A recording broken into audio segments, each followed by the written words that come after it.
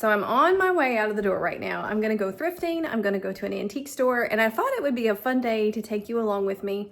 I don't usually buy things when I go to thrift stores anymore, but I do have a list of some things that I'm sort of casually looking for. And I thought maybe I would share some tips that helped me switch from just buying all the things at a thrift store to being very intentional when I shop at one now.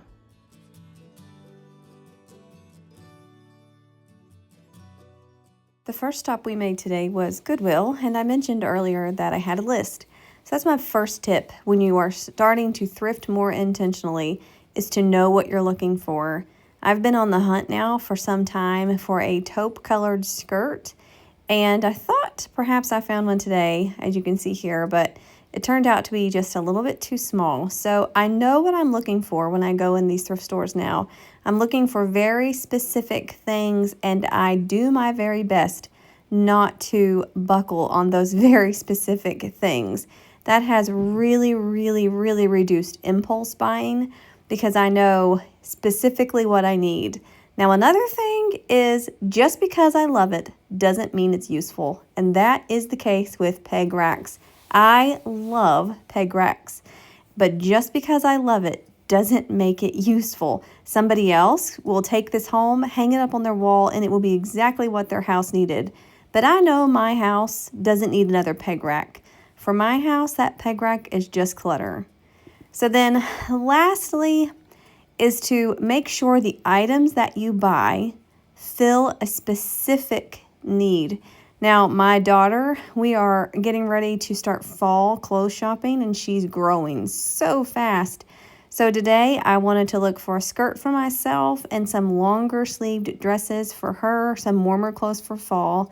And you know what? We didn't get anything today, and that's totally fine because here we are at the antique store.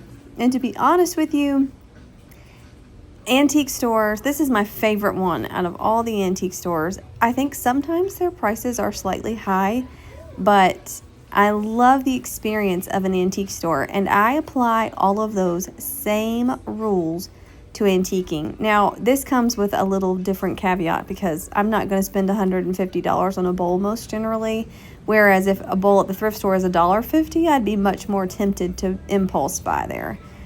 But I think these rules go for any store. Make sure you have a list.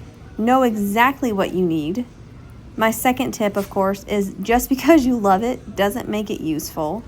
And thirdly, but still just as important as all of the others, is to make sure that whatever it is you're purchasing fills a need immediately. You're not going to take it home, put it down, oh, it would work here, oh, it might fit there. You know when you buy this item that it is exactly what that wall space needs, that is what your entry closet needs, that is what your bedroom needs.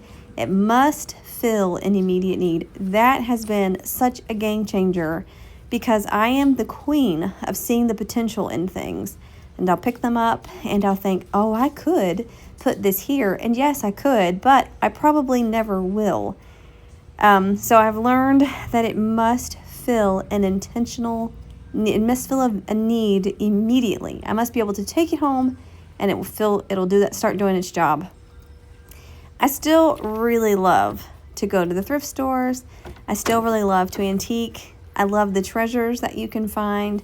We've had family visiting this week, and this was so much fun today just to spend the day together, looking through all of the treasures that we could find.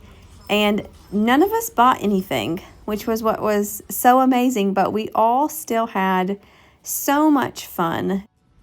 It's so easy for me to fall in love with all of the old-fashioned vintage charm that I find in an antique store. And this is especially when my saying comes in handy. Just because I find it lovely or beautiful doesn't mean it's useful. And it's true. It's beautiful in the antique store, and it would be beautiful at home. But if it's just sitting around or taking up space, then let's be honest, it's clutter. So a lot of times I leave these places empty-handed, and that's okay because I have learned that doing things like this, shopping intentionally, I am filled with more peace than clutter, and that is A-okay with me.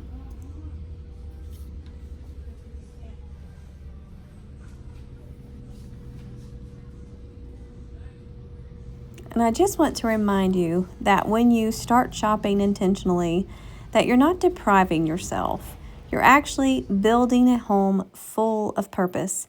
And whether you leave with a treasure or you leave empty-handed, your life can be more peaceful. It's certainly more intentional, and there's just so much more purpose. And I know I've said peace, but just peace that comes with being intentional with your money and with your home and with your time and with your life.